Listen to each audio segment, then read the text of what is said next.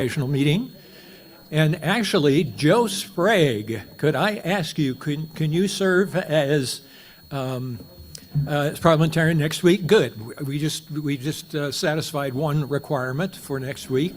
We will need a quorum of 50%, and that of the official membership. So anyone who is a member who has signed, who is a member as of 60 days prior to next week, will be eligible to vote. So we do have actually some new members who aren't eligible according to our bylaws. So I have handed out, and I have more copies if you would like to see. What we'll be basically voting on is to, and it is required by the bylaws, to approve spending of any approved spending of more than $10,000 on a non-budgeted item requires the congregation to vote.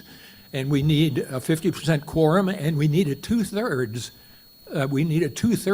of the quorum to approve of that. Now, let me tell you basically what the issue is, and as written down here. So now the language next week, we might modify between now and then, and of course the language can be modified by amendment at the meeting. You have the right to do that.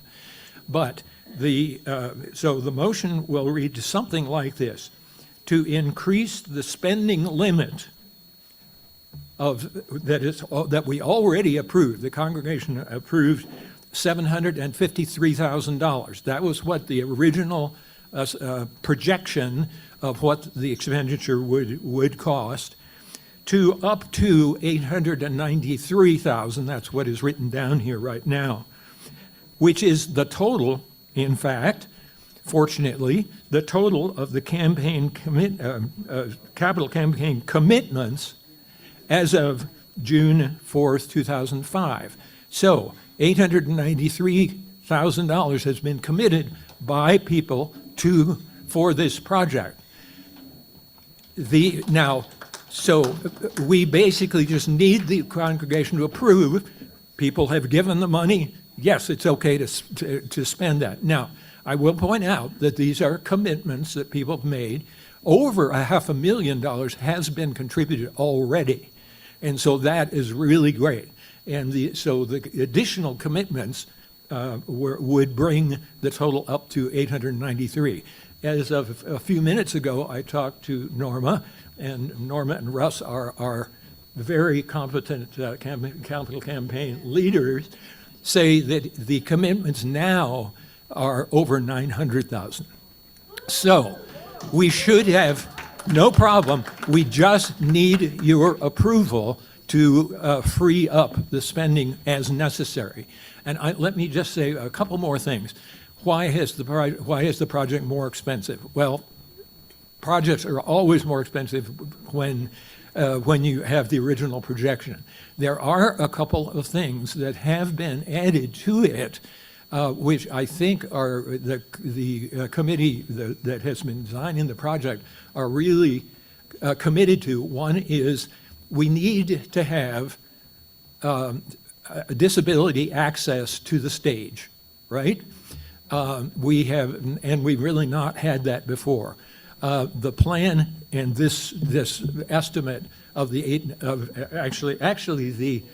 projected actual cost now is $855. So even the increased cost is well under what the commitments are.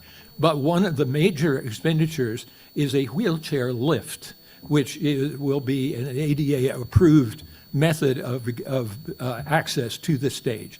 And my personal feeling, and I think most of us would agree, access, we're a welcoming church, we need to have access, disabled access to the stage. So that was one of the factors. There are other things here and there as the thing has gotten torn apart, we see that certain things have to be done differently than had been anticipated. But anyway, that's the story. We have more than enough commitment. We just need your approval to go ahead and use the money that's donated for that purpose. So I will turn it over. I open it up. If you have statements, if not, we'll open it up to questions, and we have a number of people here who've been on the project committee that would be happy to try to answer questions. Yes? So will the wheelchair lift be suitable for people using walkers and canes? Yes. Yes. So the question was, will the lift be okay for people with walkers and canes? Yeah. Yeah, it will, yeah. They can stand there and be lifted up. Yeah. Lifted up. Mr. Wood. Yeah, sure.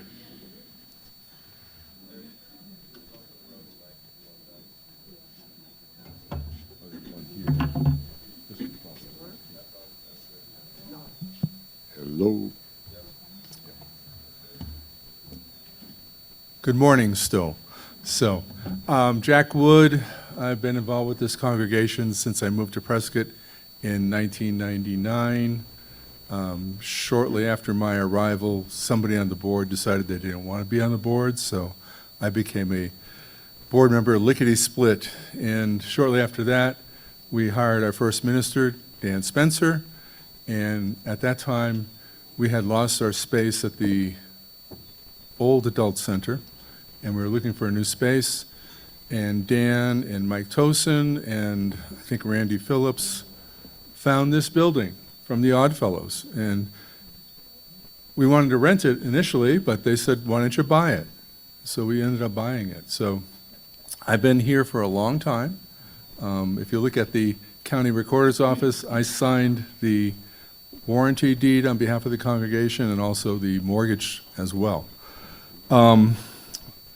I recall sort of early on when we bought this building, there was some question about maybe removing that stage. And we found out that we couldn't because it was concrete under the beautiful green carpet. And the concrete was there because part of the mechanical system was in that area, and so they needed a place to put it, so they had this raised stage, and then the HVAC went out through the risers on the side of the building. So here we are now, building our new sanctuary. It's going to be beautiful with a heightened ceiling and a very airy space. And I was thinking, we don't need a stage. We really don't. I think that we could just have a really, really very beautiful looking sanctuary without having a stage. And the problem is that I spoke with one of the members of the project team a couple of days ago. That stage is going to have to be 41 inches high because that's the minimum height to use that wheelchair lift. And so if we're talking 41 inches high, that's cutting into that elevated space already. And I've got to think that if we have a stage that's 41 inches high, our old stage had 3 steps in front of it, which were always a little treacherous, I think, going up or going down. But if we have a 41-inch high stage, I'm thinking prudence would dictate that we have a railing in front of it so people don't fall off. So add another 3 feet to that 41 inches, and you're at 7 feet. I think that that's going to really disrupt the visual appeal of the sanctuary, and I don't think we need an elevated stage there. So I would be in favor of increasing the authorization to spend money, but before we do that, I think I'd like more clarification as to whether or not we really need the stage. In my opinion, I don't think we do. Thank you. I agree, because that never has been open to discussion. You say, I was told, oh, you cannot see the minister. And of course, you're right here, there are many churches that are flat, they don't need stage, and certainly not a 41-inch height. So that's, I think, oh, well, you cannot see what's going on up there. We're going to have large monitors on both sides of the Yeah.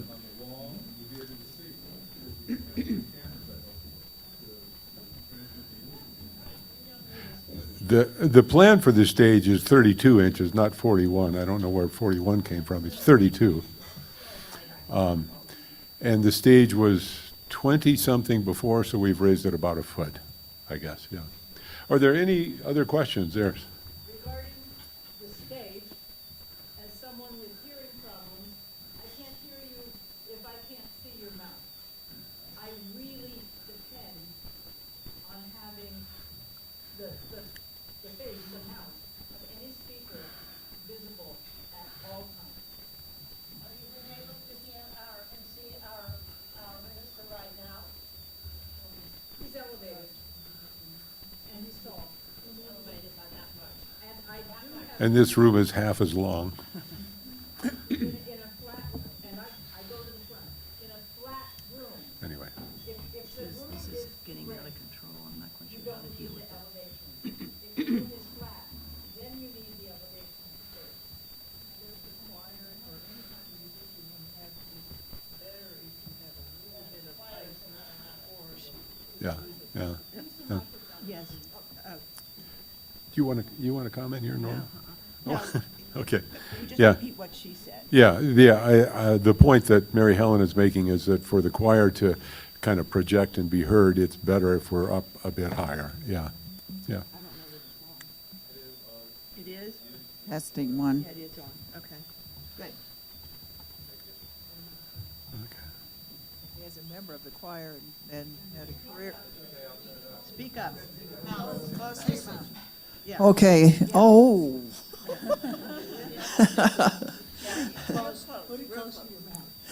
As a member of the choir myself, and having been a musician, that was my career, my profession, and I really have seen evidence that having a little bit of lift for the music lets it project out, and it's nice to be able to see the performers too. So I would say that the acoustics would well enhance the music if we can. The choir would be on the stage. Yeah. So on behalf of the people who look toward the need for revenue for the congregation, I would say that a stage is a good idea for potential rentals, which are a good part of our revenue, and also for any children's theater that the religious education faith development group may wish to offer us, because those kids are short. Yeah, I would add to that as we've discussed what to do with the stage and the media as well, we're looking toward rentals and looking toward small concert venues that might want to use the space. And there's going to be lighting bars on the ceiling, which we've never had before as well. So I think it's going to be a good performance space. Yes. Well, see if anyone else wants to talk, and then Lydia. Oh.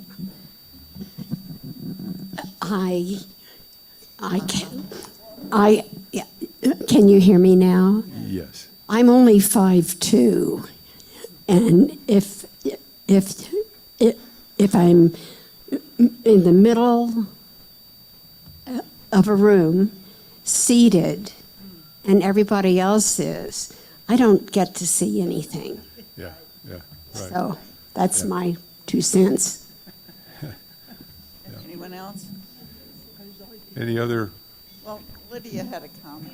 Oh, Peter over here has got a question too. Come on up here if you want. As visually impaired, the height or not lack of height of a stage isn't going to make much difference. On the other hand, is this an either or? Either a stage that's that high and then the railing, or can we have something that would temper that? I mean, we've got a sort of a short elevation here. Can we get away with something that is smaller than that, and perhaps that we take down when it's not actually being used? That it just, the either or, that just doesn't make sense to me.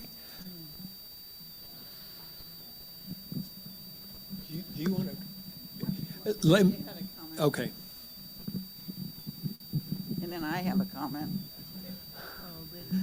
As far as the choir is concerned, there's no question that the choir can be elevated. So, but it doesn't have to be for the speaker as high. So, I've I've belonged to quite a few Unitarian churches, and there is even that we built, we did not need a riser for the speaker. For the choir, yes. I have a comment, and I'm trying to calm down, but everybody, the project team has been dealing with all of these issues for several months now, maybe over a year, a couple years. If you wanted input on something, you needed to take it to the project team members. To my way of thinking, this is certainly a democracy, but there was 2 years for you to have input into these decisions. So now is not the time to be second guessing our project team, and that's my opinion. Thank you. Yeah, thank you, Elaine. Peter, just in answer to your question, the height of the stage was determined by the wheelchair lift. That's the first stop on the wheelchair lift. It can't be lower. So, well, the ramp would have taken up so much space. The ramp would have had to be almost the length of the building.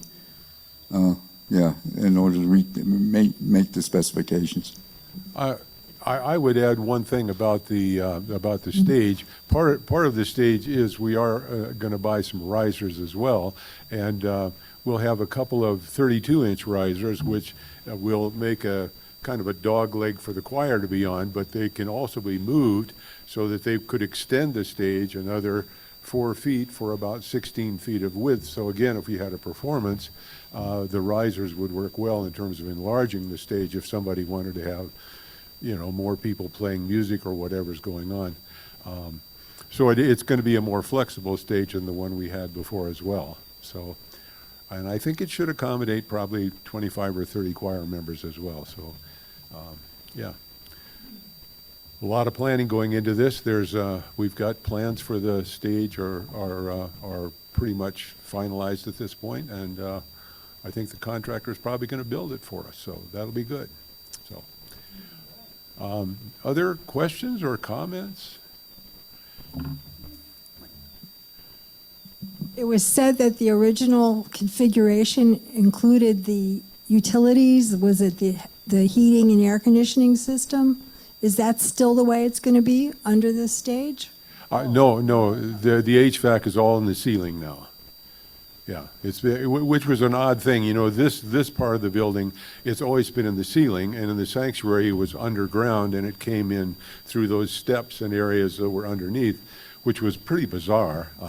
And that's why we had a lot of demolition to do at the beginning to find a footing to put the walls on. But yeah, it's all going to be in the ceiling now, so that's going to be good too, I think.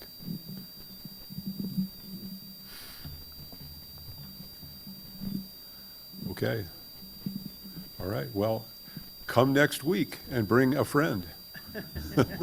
and A voting friend. a voting friend, yes, yeah.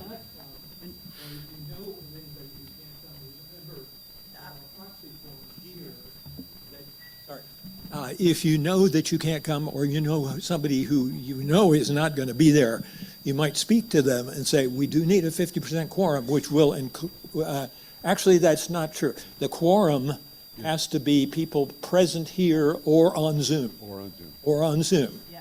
That's the quorum. Yeah. But then the people with proxies those votes can count later when the vote is actually taken. So if you know somebody who can't be here, try to get them a proxy or encourage them to get a proxy. And I would just say, thank you for the generosity that this congregation has shown in stepping up for this capital campaign. It is tremendous. I can tell you, these folks have been thinking about this, worrying about this, losing sleep about this, and others of us too, for a long time. And the finding that, in fact, the figures are looking very, very encouraging was a tremendous relief to to us all. Yeah. Exactly, And speaks well for our congregation, I think. yeah, I agree. Thank you all. Okay, thank you. See you next week.